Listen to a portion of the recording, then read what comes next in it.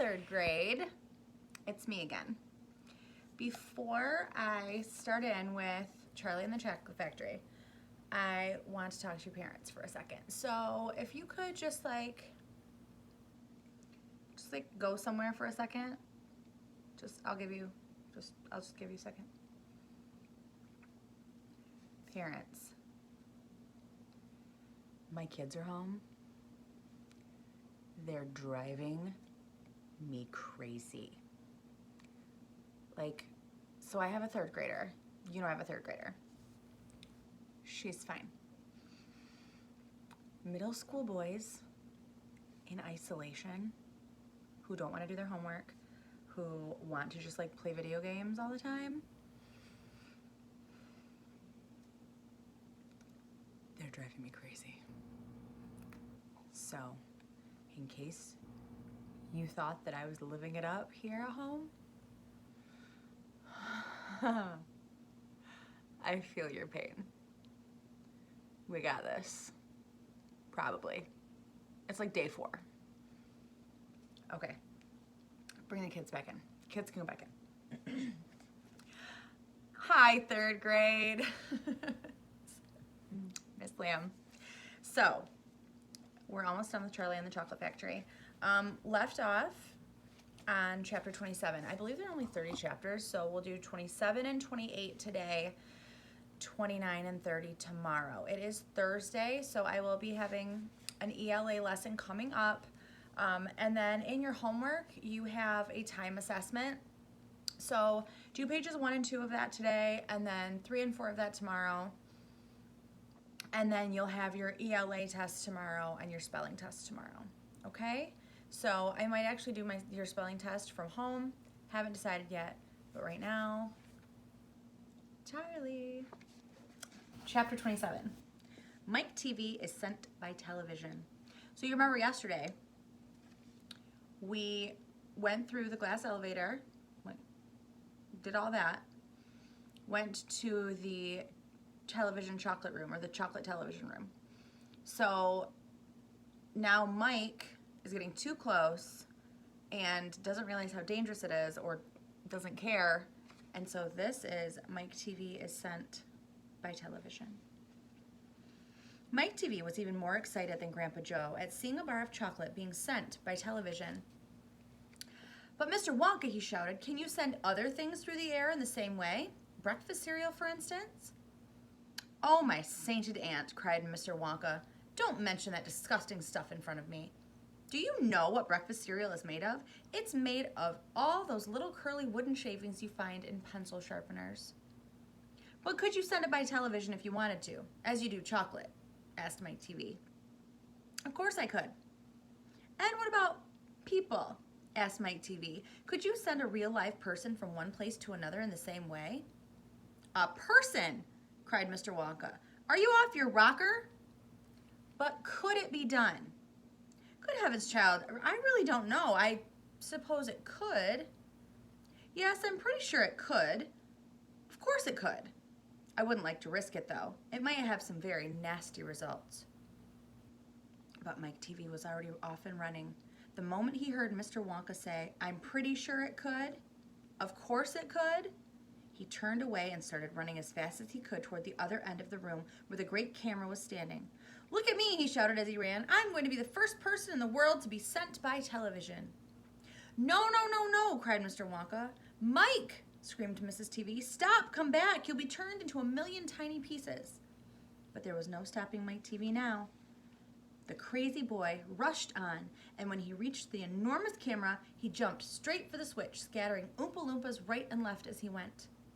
See you later, alligator, he shouted, and he pulled down the switch, and as he did so, he leaped out into the full glare of the mighty lens. There was a blinding flash. Then there was silence. Then Mrs. TV ran forward, but stopped dead in the middle of the room, and she stood there. She stood staring at the place where her son had been, and her great red mouth opened wide, and she screamed, He's gone! He's gone! Great heavens, he has gone, shouted Mr. TV. Mr. Wonka hurried forward and placed a hand gently on Mrs. TV's shoulder.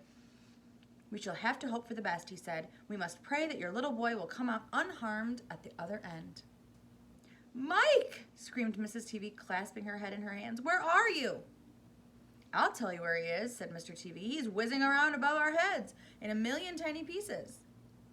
Don't talk about it, wailed Mrs. TV. We must watch the television set, said Mr. Wonka. He may come through any moment. Mr. and Mrs. TV and Grandpa Joe and little Charlie and Mr. Wonka all gathered round the television and stared tensely at the screen. The screen was quite blank. He's taking a heck of a long time to come across, said Mr. TV, wiping his brow. Oh dear, said Mr. Wonka. I do hope that no part of him gets left behind. What on earth do you mean? Asked Mr. TV sharply. I don't want to alarm you, said Mr. Wonka, but it does sometimes happen that only about half of the little pieces find their way into the television set. It happened just last week. I don't know why, but the result was only half a bar of chocolate came through. Mrs. TV let out a scream of horror. You mean only half of Mike is coming back to us? She cried. And here's the illustration. There's Mrs. TV, Willy Wonka, Mr. TV. She is just a mess. Let's hope it's the top half, said Mr. TV. Hold everything, said Mr. Wonka. Watch the screen. Something's happening. The screen had suddenly begun to flicker. Then some wavy lines appeared. Mr. Wonka adjusted one of the knobs, and the wavy lines went away. And now, very slowly, the screen began to get brighter and brighter. Here he comes, yelled Mr. Wonka. Yes, that's him, all right. Is he all in one piece? Cried Mrs. TV. I'm not sure, said Mr. Wonka. It's too early to tell. Faintly at first, but becoming clearer and clearer every second, the picture of Mike TV appeared on the screen. He was standing up and waving at the audience and grinning from ear to ear. But he's a midget, shouted Mr. TV. Mike, cried Mrs. TV, are you all right? Are there any bits of you missing? Is he going to get bigger? shouted Mr. TV. Talk to me, Mike, cried Mrs. TV. Say something. Tell me you're all right. A tiny little voice, no louder than the squeaking of a mouse, came out of the television set. Hi, Mom, it said. Hi, Pop. Look at me. I'm the first person ever to be sent by television. Grab him, ordered Mr. Wonka. Quick. Mrs. TV shot out a hand and picked up the tiny figure of Mike out of the screen. Hooray, cried Mr. Wonka. He's all in one piece. He's completely unharmed. You call that unharmed? Snapped Mrs. TV, peering at the little speck of a boy who was now running to and fro across the palm of her hand, waving his pistols in the air. He was certainly not more than an inch tall. Not more than an inch tall. He's shrunk, said Mr. TV. Of course he's shrunk, said Mr. Wonka. What did you expect? This is terrible, wailed Mrs. TV. What are we going to do? And Mr. TV said, we can't send him back to school like this. He'll get trod upon. He'll get squashed. He won't be able to do anything, cried Mrs. TV. Oh, yes, I will, squeaked the tiny voice of Mike TV. I'll still be able to watch television. Never again, shouted Mr. TV. I'm throwing the television set right out the window the moment we get home. I've had enough of television. When he heard this, Mike TV flew into a terrible tantrum. He started jumping up and down on the palm of his mother's hand, screaming and yelling and trying to bite her fingers. I want to watch television, he squeaked. I want to watch television. I want to watch television. Here, give him to me, said Mr. TV, and he took the tiny boy and shoved him into the breast pocket of his jacket and stuffed a handkerchief on top.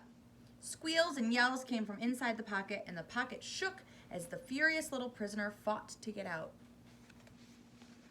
There's a picture of Mike TV on top of his mother's palm. And there she is, still wearing her dark glasses in that room.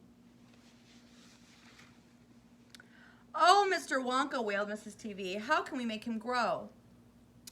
Well, said Mr. Wonka, stroking his beard and gazing thoughtfully at the ceiling, I must say he is a wee bit tricky. But small boys are extremely springy and elastic. They stretch like mad. So what we'll do, we'll put him in a special machine I have for testing the stretchiness of chewing gum. Maybe that will bring him back to what he was. Oh, thank you, said Mrs. TV. Don't mention it, dear lady. How far you think he'll stretch? Asked Mr. TV. Maybe miles, said Mr. Wonka. Who knows? But he's going to be awfully thin. Everything gets thinner when you stretch it. You mean like chewing gum? Asked Mr. TV. Exactly. How thin will he be? Asked Mrs. TV anxiously. I haven't the foggiest idea, said Mr. Wonka, and it doesn't really matter anyway, because we'll soon fatten him up again, and all we'll have to do is give him a triple overdose of my wonderful super vitamin candy. Super vitamin candy contains huge amounts of vitamin A and vitamin B. It also contains vitamin C, vitamin D, vitamin E, vitamin F, vitamin G, vitamin I, vitamin J, vitamin K, vitamin L, vitamin M, vitamin N, vitamin O, vitamin P, vitamin Q, vitamin R, vitamin T, vitamin U, vitamin V, vitamin W, vitamin X, vitamin Y, and, believe it or not, vitamin Z. The only two vitamins it doesn't have are vitamin S because it makes you sick and vitamin H because it makes you grow horns out of the top of your head like a bull. But it does have in a very small amount of the rarest and most magical vitamin of all, vitamin Wonka. And what will that do to him? Asked Mr. TV anxiously. It'll make his toes grow out until they're as long as his fingers. Oh no, cried Mrs. TV. Don't be silly, said Mr. Wonka. It's most useful. He'll be able to play the piano with his feet. But Mr. Wonka. No arguments, please, said Mr. Wonka. He turned away and clicked his fingers 3 times in the air. An Oompa Loompa appeared immediately and stood beside him. Follow these orders, said Mr. Wonka, handing the Oompa Loompa a piece of paper on which he had written full instructions. And you'll find the boy in his father's pocket. Off you go. Goodbye, Mr. TV. Goodbye, Mrs. TV. And please don't look so worried. They'll all come out in the wash. You know, every one of them. At the end of the room, the Oompa Loompas around the giant camera were already beating their tiny drums and beginning to jog up and down to the rhythm. There they go again, said Mr. Wonka. I'm afraid you can't stop them singing. Little Charlie caught Grandpa Joe's hand, and the two of them stood beside Mr. Wonka in the middle of the long, bright room, listening to the Oompa Loompas. And this is what they sang. The most important thing we've learned, as so far as children are concerned, is never, never, never let them near your television set. Or better still, just don't install that idiotic thing at all. In almost every house we've been, we've watched them gaping at the screen. They loll and slop and lounge about and stare until their eyes pop out. Last week in someone's place, we saw a dozen eyeballs on the floor. They sit and stare and stare and sit until they're hypnotized by it, until they're absolutely drunk with all the shocking, ghastly junk. Oh, yes, we know it keeps them still. They don't climb out the windowsill. They never fight or kick or punch. They leave you free to cook the lunch and wash the dishes in the sink. But did you ever stop to think, to wonder just exactly what this does to your beloved tot? It rots the senses in the head. It kills imagination dead. It clogs and clutters up the mind. It makes a child so dull and blind he can no longer understand a fantasy, a fairyland. His brawn becomes as soft as cheese. His powers of thinking rust and freeze. He cannot think, he only sees. All right, you cry, all right, you'll say. But if we take the set away, what shall we do to entertain our darling children? Please explain.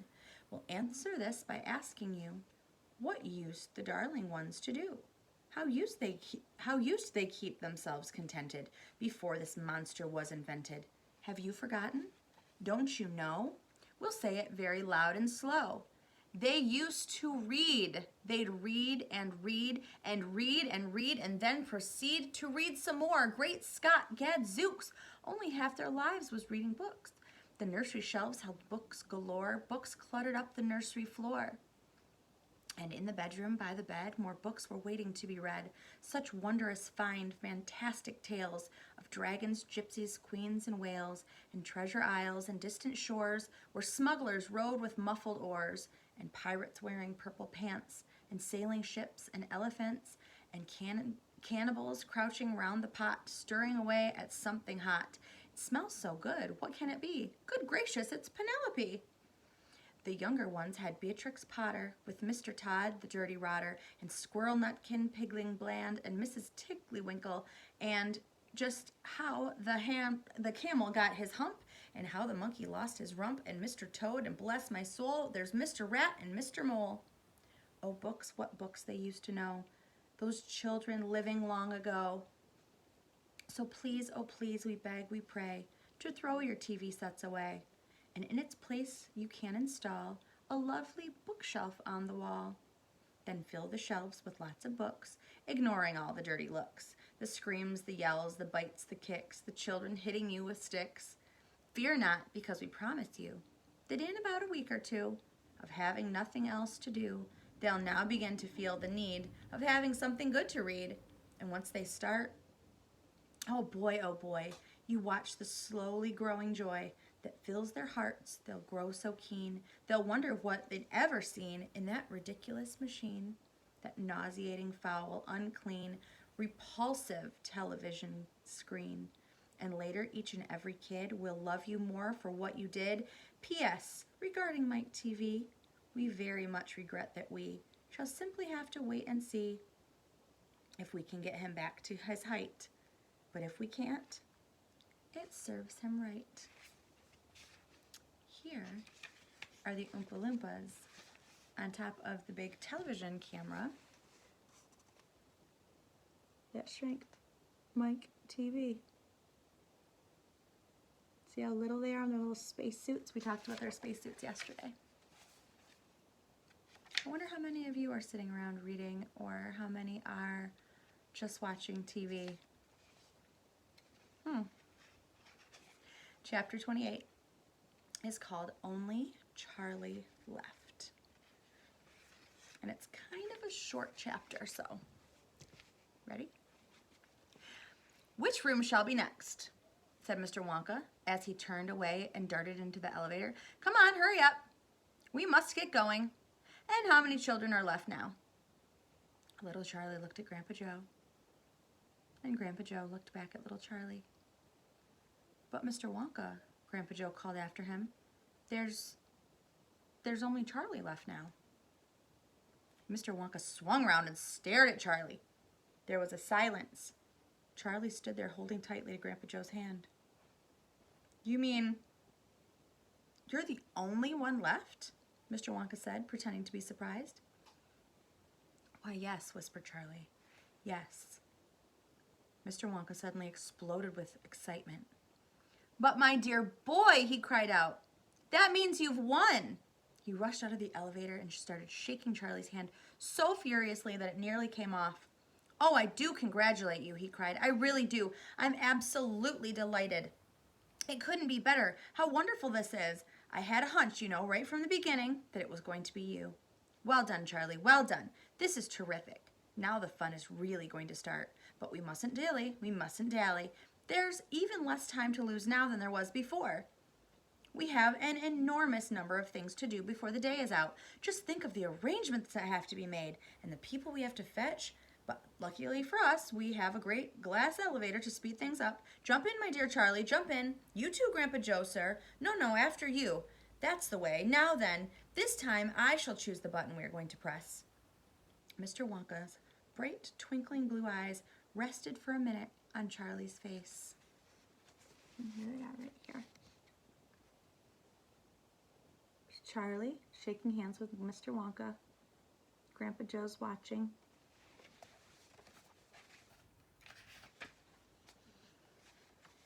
Something crazy is going to happen now, Charlie thought, but he wasn't frightened.